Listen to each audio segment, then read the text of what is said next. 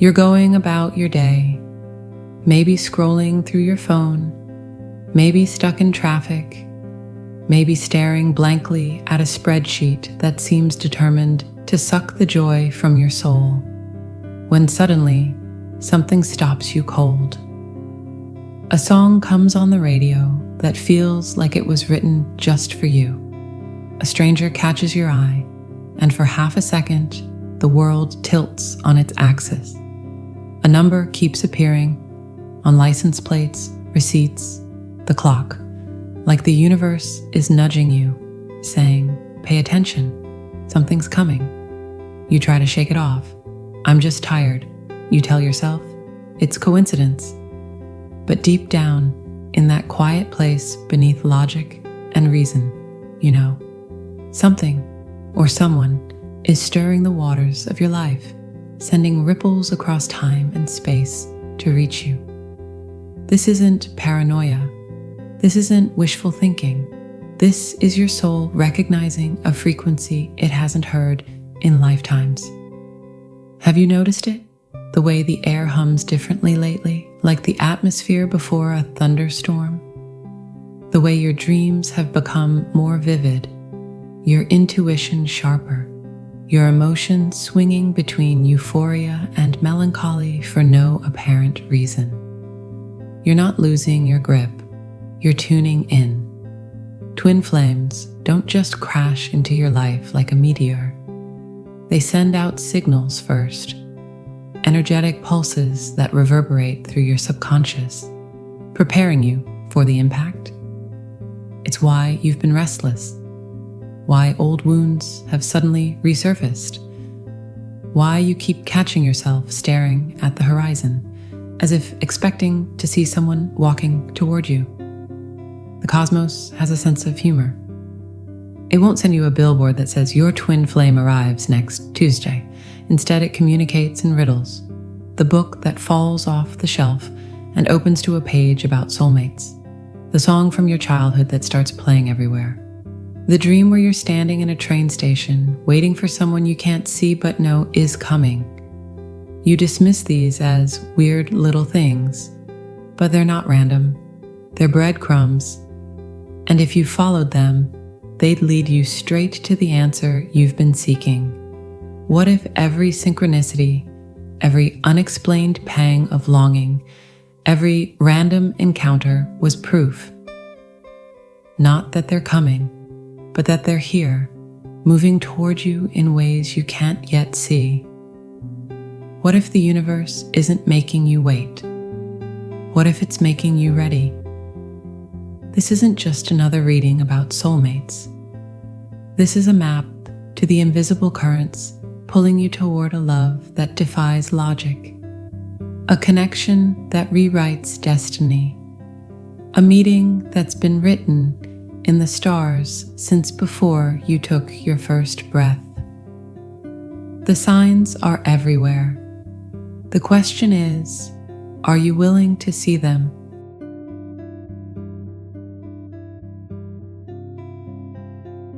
You're lying in bed, half asleep, when suddenly, there it is.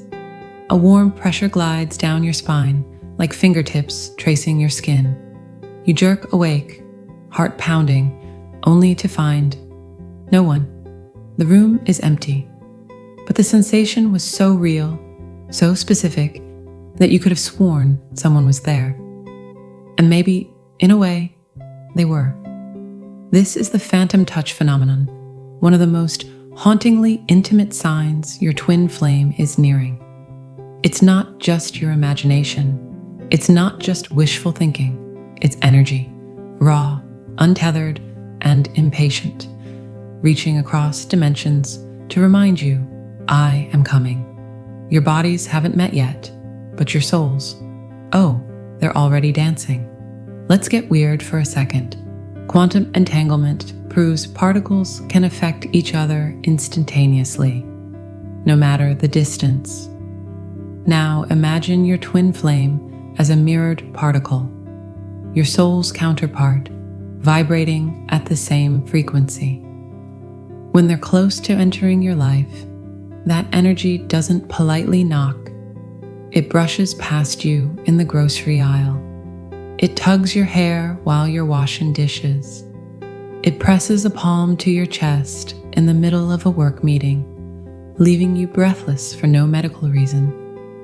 You might laugh it off. Okay, sleep deprivation, we get it. But then it happens again and again, always when you're just relaxed enough to stop overthinking. Always in moments when your guard drops. Because the universe doesn't send billboards. It whispers through your nervous system. Close your eyes. Remember the last time someone you loved hugged you. Recall the weight of their arms, the heat of their body. Now, poof, erase them from the memory, but keep the feeling. That's phantom touch. It's your cells recognizing a signature they've known across lifetimes. It's your body's way of saying, we've done this before. Some report waking with actual marks, light scratches, tingling warmth, even the faint impression of lips on their neck. Before you spiral into ghost or twin flame territory, relax. This isn't paranormal horror. It's pre-union intimacy. Your energy fields are syncing up like Bluetooth devices. Paired. Of course, the universe has a sense of humor. You'll be mid-argument with your Wi-Fi router when, bam, an invisible hand slides down your thigh. Really? Now? Or you'll finally wear that sexy new outfit, and suddenly, it's like someone is nuzzling your shoulder in the elevator. The irony? These touches often vanish the second you try to analyze them. Like catching a glimpse of a shadow in your periphery.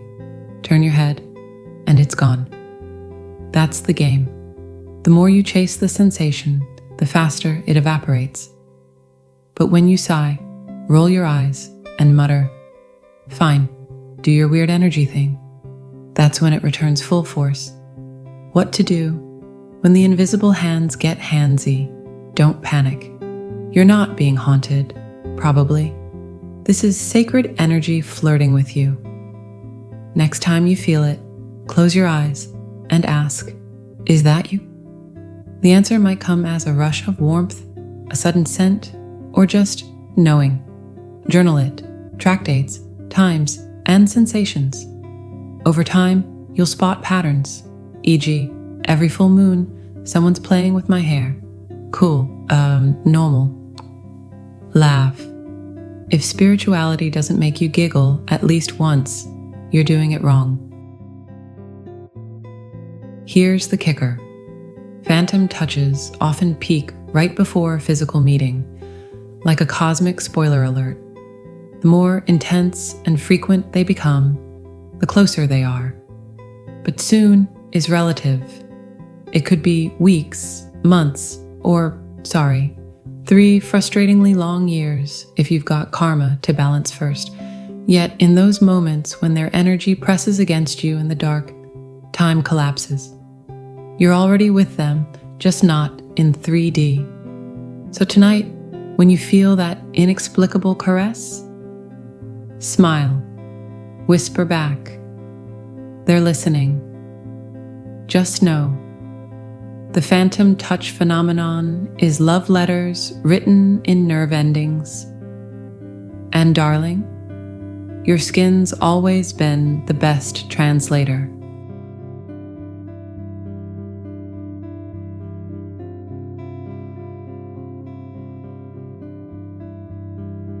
You're doing fine, really fine, when suddenly, out of nowhere, it hits you like a rogue wave. That old abandonment wound, the one you thought you'd buried under years of therapy, meditation, and artisanal CBD gummies? Yeah, it's back, and it's angry. Out of nowhere, you're sobbing in the shower over a text message that wasn't even that ambiguous. You're convinced your friends secretly hate you. You're replaying every rejection since kindergarten like it's some tragic Netflix miniseries. What the hell is happening? Congratulations, darling. Your twin flame is on their way, and the universe, in its infinite wisdom, has decided you need one last extreme emotional makeover before they arrive. Think of your sacred wound as a locked door inside you, one you've painted over, ignored, and pretended leads to a broom closet. But here's the cosmic joke. That door is the entrance your twin flame will use to find you. The more you resist opening it, the harder life knocks. That random job loss, the friend who ghosts you, the third hinge date who says, "You're amazing, but," and vanishes. Each one is a divine crowbar prying that door open. Your twin flame isn't coming to fix this wound. They're coming because they're the living embodiment of it. They'll trigger it with surgical precision, not to hurt you, but to show you where the light gets in. Yes, that's a Leonard Cohen reference. The man knew his stuff. There's a moment in every hero's journey when things look comically dire. Luke Skywalker loses a hand. Harry Potter gets poisoned. You're ugly crying to a YouTube meditation titled Healing Your Inner Child while eating cold pizza at 3 a.m. But here's a secret. This is the pivot. Your ego's last stand is a spectacular tantrum. I'll never be loved. Everyone leaves right before your soul whispers, "Oh, honey, watch this." And suddenly, you're not afraid of the wound anymore. You start to recognize its texture, its taste. You realize it's not a flaw, it's a homing beacon. And that's when the magic happens. When you finally meet your twin flame, it'll be hilariously obvious. They'll have the exact abandonment issues, the same fear of engulfment, the identical childhood trauma. At first, you'll think, "Oh no, they're as messed up as I am." Then you'll realize, "Oh, we're matching." This mirroring isn't cosmic cruelty, it's divine efficiency. Your twin flame will trigger your wound so precisely that you'll have no choice but to heal it. And vice versa. It's like two surgeons operating on each other mid-embrace. Messy? Yes. Romantic? Hell yes. What to do when it feels like you're being emotionally skinned alive. Stop resisting. The more you fight, the longer it hurts. Try whispering, "Fine." Do your worst. The universe loves a dramatic challenge. Look for patterns. Is this the third time you've felt unworthy in the same way this month? That's not a coincidence. It's target practice. Laugh at the absurdity. There's dark humor in realizing your soul planned this entire soap opera just to teach you one lesson. Talk to your future self. Ask, what will I understand about this pain a year from now? The answer will surprise you. Here's the beautiful part. The moment you stop running from this wound, it stops hurting. It becomes a superpower. That fear of abandonment, it's now a radar for unhealthy relationships. That need for approval, it's transformed into unshakable self-worth. And when your twin flame finally appears, you won't cling to them out of fear. You'll choose them from wholeness. So tonight, when that old ache flares up like a stubborn ghost, don't numb it. Sit with it. Thank it. Because every throb is a love letter from your future saying, "I'm close and I'll be worth the wait." Sacred wounds are like spiritual fingerprints, unique, messy, and proof you're real. Your twin flame isn't coming in spite of them. They're coming because of them. So wear your scars like constellations, darling. They're the map home.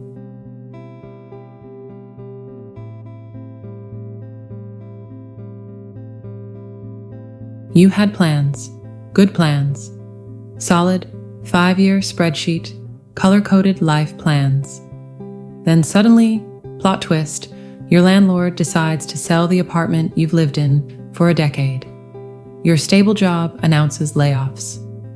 Your best friend moves to another continent. The barista who always gets your coffee order wrong suddenly quits, and you're weirdly emotional about it. What gives? Congratulations, my beautifully unraveling friend. Your twin flame is coming, and the universe, in its infinite wisdom, has decided your current life setup is not the right stage for this cosmic love story. So it's doing what any good director would, tearing down the old set to build something better. Think of your life as a carefully constructed diorama. Everything's glued down just so. Your routines, your comfort zones, even your favorite parking spot at Trader Joe's. But twin flames don't enter through the front door of a ready-made life. They crash in through the ceiling like some karmic Kool-Aid man, because ordinary circumstances can't contain this kind of connection. So the universe starts removing pieces. That relationship you've outgrown, poof, the career path that's been slowly draining your soul, gone. Even the tiny things, your go-to yoga class getting canceled, your phone mysteriously dying every time you swipe left on dating apps, it's all part of the redirection. You're not being punished, you're being repositioned. Remember being a kid and spinning in circles until the world blurred? That's what this phase feels like. Delicious, dizzy disorientation. One day, you're crying over your third failed souffle. Since when did you even bake? The next, you're impulsively booking a solo trip to a city you can't pronounce. None of it makes logical sense, but logic doesn't apply here. These aren't random events, they're breadcrumbs. That pointless hobby you suddenly obsess over, it's how you'll meet their best friend. That wasted year spent in a job that went nowhere, it gave you the skills to help them when they need it most.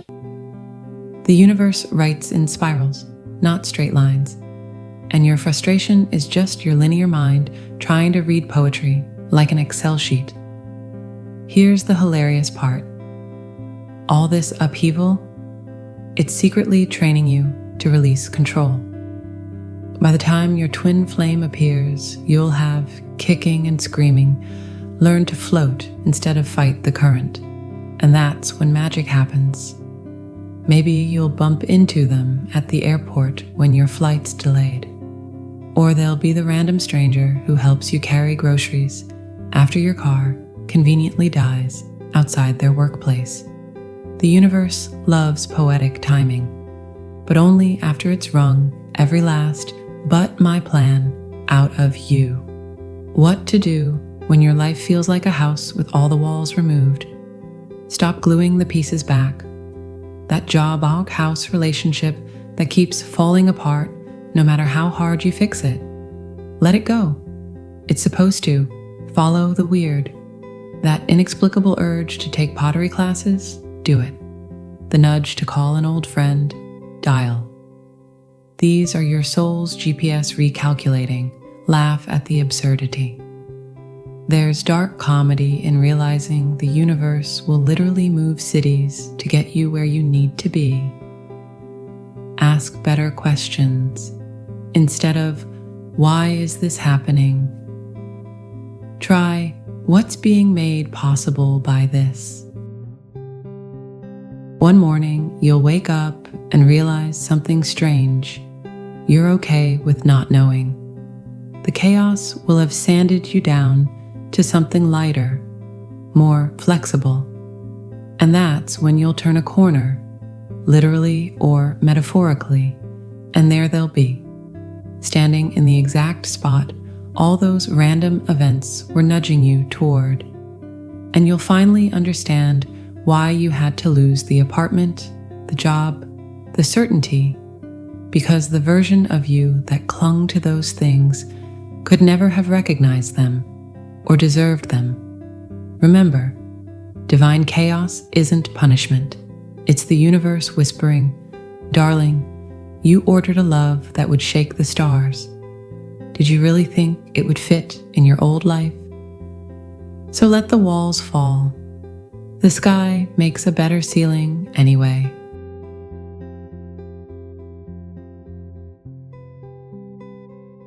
You're standing in line at the grocery store, half listening to the Muzak version of a song you hated in high school, when suddenly, there it is, a wave of certainty so profound it nearly buckles your knees.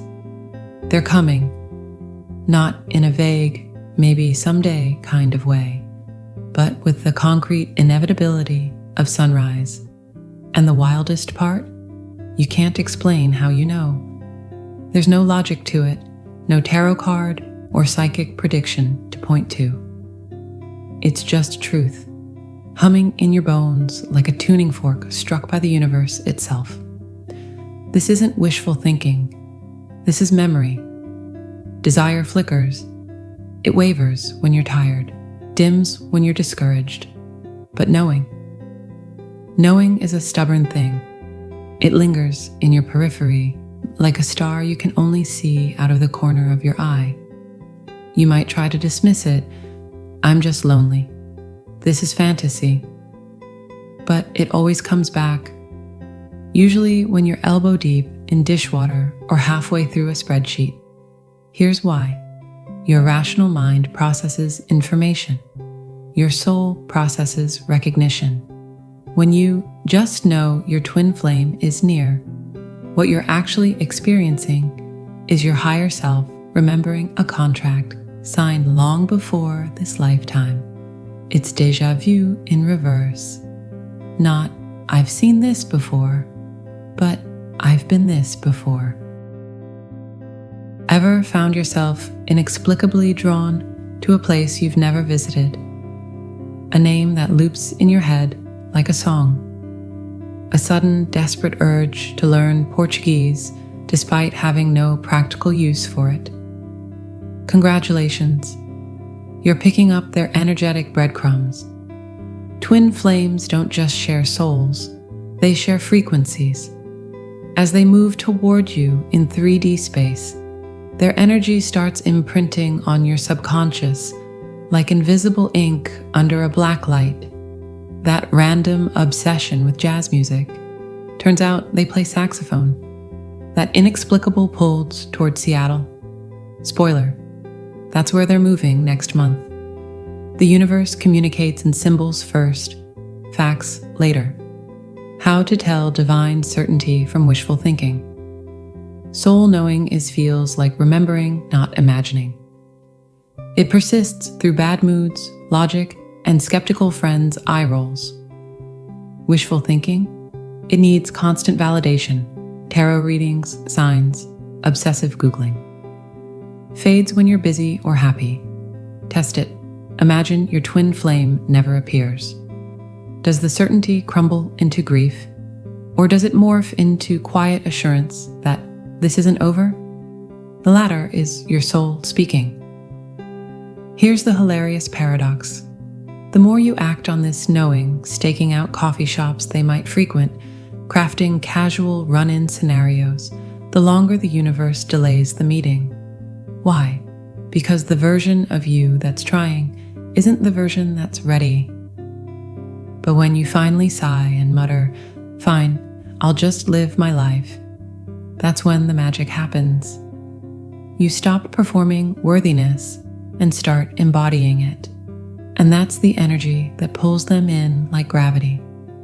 What to do when your brain and soul are arguing? Stop asking for proof. The more you demand signs, the quieter they become. Trust doesn't need evidence. Follow the quiet nudges, that whisper to walk home a different way, to strike up a conversation with a stranger. That's your soul navigating. Laugh at the absurdity. There's comedy in realizing your higher self has all the answers and communicates exclusively through gut feelings and song lyrics. Prepare without obsessing. Buy the dress, take the class, write the book. Not for them, but because of them. because their nearing energy is already calling forth your fullest self. When you finally lock eyes, don't be surprised if your first thought is, "Oh, it's you."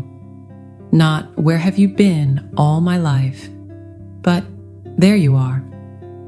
Because on some level, you've always known. The shock won't be in meeting them. It'll be in realizing how long you've been waiting to remember. So the next time that quiet certainty rises in your chest, don't question it. Celebrate it. Whisper, "I'm ready," into the ether. And then, most importantly, go buy groceries like a normal person. The universe adores a good punchline.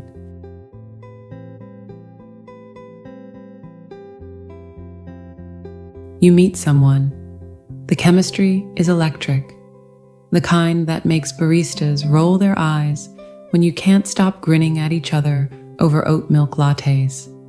The synchronicities pile up. You have the same obscure childhood memory, identical birthmarks, maybe even matching Spotify Wrapped lists. This is it, you think. My twin flame. Then, plot twist, it all falls apart in spectacular fashion. Maybe they ghost you. Maybe you realize they're emotionally unavailable. Maybe they moved to Peru to raise alpacas. And you're left standing in the wreckage, holding a half-burned sage stick and a heart full of, what the actual heck, universe? Relax, beautiful soul. You just passed false twin flame 101. And yes, there's going to be a pop quiz. Think of these near-miss connections as spiritual crash test dummies. The universe isn't teasing you, it's training you. That electric chemistry? A test to see if you'll abandon your boundaries for sparks. Those uncanny similarities? A check to see if you'll confuse familiarity for destiny. That soul-crushing ending? A masterclass in discerning karmic from cosmic. Here's the secret. Every false alarm is calibrating your discernment. By the time your real twin flame appears, you won't just feel the difference. You'll know it in your marrow, like comparing a candle to the sun. How to spot a soul lesson versus a soulmate. Ask yourself, did this connection heal me or reveal me? Did I feel whole with them, or whole only when they validated me? Did our ending leave me broken or broken open? False alarms shatter illusions. Twin flames shatter limits. One makes you question love. The other makes you question everything else. Here's the cosmic punchline. Your twin flame was watching this whole time. Not in a creepy way, but in a, I need you to learn this first way. Those false starts weren't detours. They were the only route, because when you finally meet, you won't ignore red flags for butterflies. You won't confuse anxiety for passion. You'll recognize them not by how they make you feel, but by how they make you remember. So, what to do when the universe feels like a prank show host? Thank the false alarms. They taught you what isn't yours, so you'll know what is. Stop resisting the tests. The more you rage at the wasted time, the longer the pop quiz lasts. Laugh at the absurdity. There's dark humor in realizing the universe will send entire human beings as teaching aids. Watch for the upgrade. After every false flame, your standards will quietly level up. That's not ego, it's evolution. One day, you'll be mid-conversation with your actual twin flame when it hits you. Every wrong person was a right lesson. The heartbreaks weren't punishments, they were preparations. And you'll finally understand why the universe made you wait. Because this love, the one that stays, the one that sees you, the one that feels like coming home to a home you've never lived in, could only be built on the ruins of all those almosts. Remember, false alarms aren't failures. They're the universe's way of whispering, "Darling, you think you're ready? Let me show you what ready really looks like." So bless the almosts, honor the not quites, and get excited. Because if the decoys were this convincing, just imagine how dazzling the real thing will be.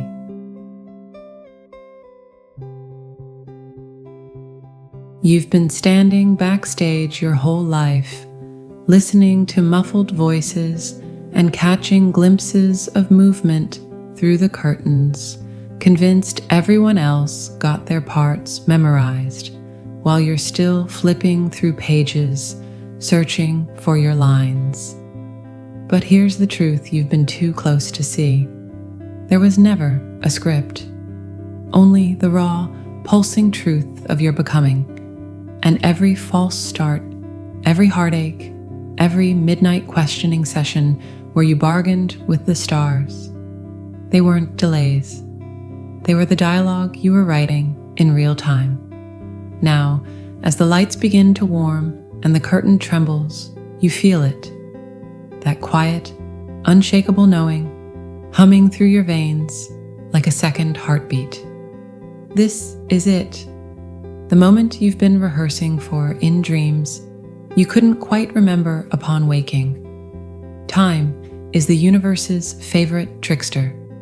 It stretches and contracts like taffy, making 3 months feel like 3 eternities when you're waiting for a text back, and 3 years evaporate like morning mist when you're finally where you belong. All those moments you spent staring at the clock, begging the universe for a sign, a date, a hint, they weren't wasted. You weren't being strung along. You were being sculpted. Think of a violin left in its case. It doesn't know the music it's capable of until the right hands draw the bow across its strings. Your twin flame isn't just a person. They're the musician who'll pull the symphony from your soul. But first, you had to be tuned.